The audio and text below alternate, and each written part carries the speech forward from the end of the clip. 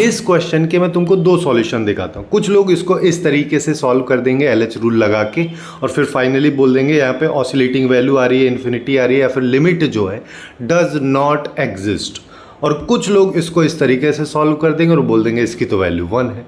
अब यहीं पे मेन पंगा है कि LH रूल कब अप्लाई करना है, कब नहीं करना है, किन किन चीज़ों का अपने को LH रूल को अप्लाई करते हुए ध्यान रखना है, जिससे कि हम क्वेश्चन को आसानी से कम टाइम में सॉल्व कर सकें। जिसमें सबसे पहली चीज़ है कि अगर अपने पास में कोई ऐसा फंक्शन दे रखा है कि जहाँ पे ये वाली फॉर्म ही नहीं बन रही है, जैसे कुछ लोग ऐसा भी करते हैं कि बिना फॉर्म चेक किए LH रूल अप्लाई कर देते हैं जब भी fx डिवाइड बाई gx वाला टाइप का कोई फंक्शन दे रखा है। सबसे पहले अपने को चेक करना है कि क्या वो 0/0 है, इन्फिनिटी बाई इन्फिनिटी है। अगर ऐसा नहीं है तो इसके अलावा और कोई इनडिटर्मिनेट वैल्यू वाला टाइप का सिनेरियो दे रखा है तो उसको पहले 0/0 है, इन्फिनिटी बाई इन्फिनिटी में कन्वर्ट करेंगे। और इसके साथ साथ अपने को ये भी देखना क्या ये इनडिटर्मिनेट है भी या नहीं है।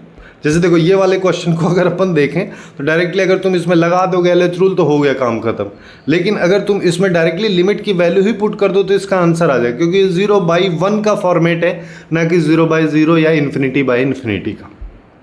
दूसरा चीज़ जो अपने को ध्यान में रखना है, ऐसे बहुत सारे क्वेश्चंस तुमको मिलेंगे जहां पे fx divide by gx type का कोई फंक्शन दे रखा है और उसके डिनोमिनेटर में हायर पावर ऑफ पॉलिनोमियल्स अपने को दी हुई हैं।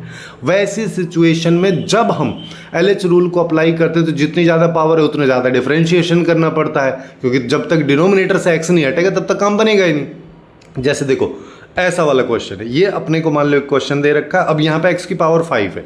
अब देखो सबसे पहले मैं 0/0 फॉर्म में है, एक बार मैंने डिफरेंशिएट किया, ये आ गया। अभी भी ये 0/0 फॉर्म में, मैं फिर दोबारा डिफरेंशिएट किया, फिर ये आ गया।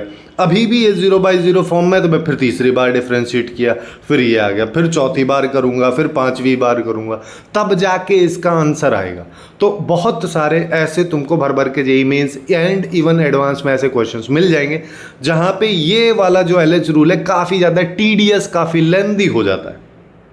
तो इसकी बजाय अपने को कुछ और अप्रोचेस जो कि लिमिट वगैरह चैप्टर में अपन देखते हैं उन सबको अप्लाई करना है। फॉर एग्जांपल इसी क्वेश्चन में अगर मैं एक्सपेंशन का यूज़ कर लेता हूँ, 10x का एक्सपेंशन अपने को पता ही होता है। अब इन दोनों को उठा के अगर तुम लेफ्ट में ले आओगे, ऐसा बना दोगे, तो ये बेसिकली ये बच गया और ये जो वैल्यू है ये इसी के बराबर है। तो यानी कि सीधा सीधा हम यहाँ पे इसको रिप्लेस कर देंगे।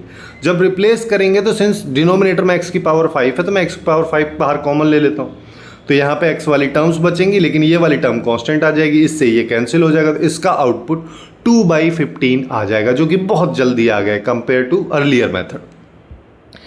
तो इस चीज़ का अपने को ध्यान रखना है कि जहाँ पे इस तरीके कॉम्प्लिकेटेड सिनेरियो बनते हुए दिखें तो वहाँ पे रुक जाना है, LH रूल नहीं चिपकाना है। तीसरा केस अपने को देखना है कि जब भी इनफाइनाइट लूप अपने को दे रखे हों कि हम डेरिवेटिव निकाल रहे हैं, वो काफ़ी बढ़ता हुआ चला जा रहा है या फिर वो काफ़ी अग्लियर होता हुआ जा रहा है या फिर एक लूप में वो चलता हुआ जा रहा है, तो उस सिचुएशन में भी हमको LH रूल अप्लाई नहीं करना है। जैसे इस वाले क्वेश्चन को देखो, इस वाले क्वेश्चन को देखोगे तो इन्फिनिटी बाई इन्फिनिटी का फॉर्मेट है। सबसे पहला चीज़ क्या, LH रूल। LH रूल तुम यहाँ पे चिपकाओगे तो पहले में ये आ गया, यानी कि ये फंक्शन उसका रेसिप्रोकल आ गया, ये भी इन्फिनिटी बाई इन्फिनिटी का फॉर्म है। और तुम फिर से इसमें LH रूल लगाओगे तो अब ये आ गया, यानी कि जो फंक्शन इनिशियली था वही अब हमारे पास में आ गया। अब फिर से LH रूल लगाओगे, फिर यहाँ पहुँच जाओगे, फिर यहाँ आ जाओगे। ये इस तरीके से एक इनफाइनाइट लूप हमारे पास में बन जाएगा जो कभी सॉल्व भी नहीं होगा। तो ऐसी सिचुएशन में अपने को LH रूल को छोड़ देना है और उसकी बजाय कुछ और मेथड, जैसे कि इन्फिनिटी वाला सिनेरियो है तो मैं यहाँ से अगर x² कॉमन ले लूँ तो रूट की वजह से x बाहर आएगा और न्यूमरेटर से कैंसिल हो जाएगा और ये अपने पास में बच जाएगा। अब सिंस x अगर इन्फिनिटी की तरफ टेंड कर रहा है तो 1/x² 0 की तरफ टेंड करेगा तो ये वैल्यू 0 हो जाएगी, तो इसका आउटपुट 1 आ जाएगा। सेकेंड्स में हो गया। वहीं पे ये अभी इनफाइनाइट वाला सीन बन रहा था। इसके बाद लास्ट और सबसे इम्पॉर्टेंट चीज़ है ना, इसी पे अपना वो वाला क्वेश्चन जो स्टार्टिंग में हमने देखा था वो भी बेस्ड है कि अगर मान लो तुम डिफरेंशिएट करते हो और उसके बाद में जो नया फंक्शन अपने पास बन के आता है, नई वाली लिमिट जो बन के आती है, वो लिमिट अगर एग्जिस्ट नहीं करती है या ऑसिलेट करती है, इसका मतलब भी अभी समझाऊंगा, तो उस सिचुएशन में LH रूल फेल हो जाता है, वो हमको आंसर नहीं दे पाएगा, तो वहाँ पे वो एप्लीकेबल नहीं है। इसका एक और मतलब ये हो गया कि नई वाली जो वैल्यू डिफरेंशिएट करने के बाद अगर लिमिट डज नॉट एग्जिस्ट होती है, ऑसिलेट करती है, उस सिचुएशन में LH रूल फेल होता है।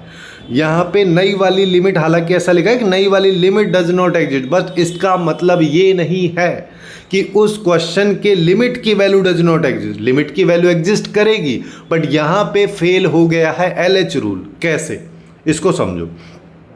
जैसे यही वाला अपना क्वेश्चन था, अपन ने इसको LH रूल से कर दिया। अब यहाँ पे इसकी वैल्यू ऑसिलेटिंग वैल्यू आ रही है। मतलब ये हो गया कि अगर तुम यहाँ पे x की जगह इन्फिनिटी पुट करोगे तो हमारे पास में आ जाएगा cos इन्फिनिटी प्लस 1। ठीक है, अब cos इन्फिनिटी की वैल्यू की अगर अपन बात करें तो हम इसका थोड़ा सा ग्राफ देख लेते हैं। ग्राफ की अगर बात करोगे तो cos x का ग्राफ रफली कुछ इस तरीके का चलता है। ठीक है, अब इसमें अपन क्या बोल सकते हैं, जैसे जैसे हम x में इन्फिनिटी की तरफ जा रहे हैं, cos x की जो वैल्यू है वो कोई ना कोई रियल नंबर आएगी जो कि एक्चुअली में -1 से 1 के बीच में होगी। एग्जैक्टली हमको नहीं पता है क्या होगी, इसके बीच में ही ऑसिलेट करेगी। तो ऐसी सिचुएशन में ऐसी वैल्यूज को, ऐसी लिमिट्स को ऑसिलेटिंग लिमिट्स और ऑसिलेटिंग वैल्यू अपन बोलते हैं। यानी कि बेसिकली यहाँ पे लिमिट डज नॉट एग्जिस्ट। अब सिंस जो हमारे पास क्वेश्चन था उसका डेरिवेटिव जो अभी हमने ये निकाला है ये एग्जिस्ट नहीं कर रहा है, तो इसका मतलब यहाँ पे LH रूल फेल हो जाता है, ना कि लिमिट की वैल्यू इन्फिनिटी आएगी। ये यहाँ पे फेल हो जाता है, तो हम इससे नहीं करेंगे। इसकी वजह से हर बार पिछले 3-4 साल के ट्रेंड में अगर जेईई मेंस के क्वेश्चंस तो लिमिट्स के देखोगे तो वहाँ पे इस तरीके के सिनेरियो के 1-2 क्वेश्चन हर बार पूछे जाते हैं, जिसमें ज़्यादातर स्टूडेंट यही वाली गलती करते हैं और कुछ और ही लगा के आ जाते हैं। यहीं पे इसका दूसरा मेथड जो अभी अपन ने देखा था कि यहाँ पे अगर मैं इसको अलग अलग ऐसे पार्ट में कर दूँ तो इसकी वैल्यू 0 होती है, तो ये 1 + 0 यानी कि फाइनली अपने पास में 1 इस लिमिट की वैल्यू होगी। तो इन 4 इंपॉर्टेंट चीज़ों का अपने को ध्यान रखना है जब भी हम LH रूल अप्लाई कर रहे हैं। इन केसेस में अपने को अवॉइड करना है कि हम LH रूल ना अप्लाई करें। इसी तरीके से अपने काफ़ी सारे टॉपिक्स को काफ़ी डेप्थ में specially JEE mains and even advanced के लिए रेडी किया है, जो कि लेफ्ट वाली प्लेलिस्ट में तुमको दिख रहे होंगे। तो वहाँ से जाके बाकी सारे टॉपिक्स को भी जाके चेकआउट कर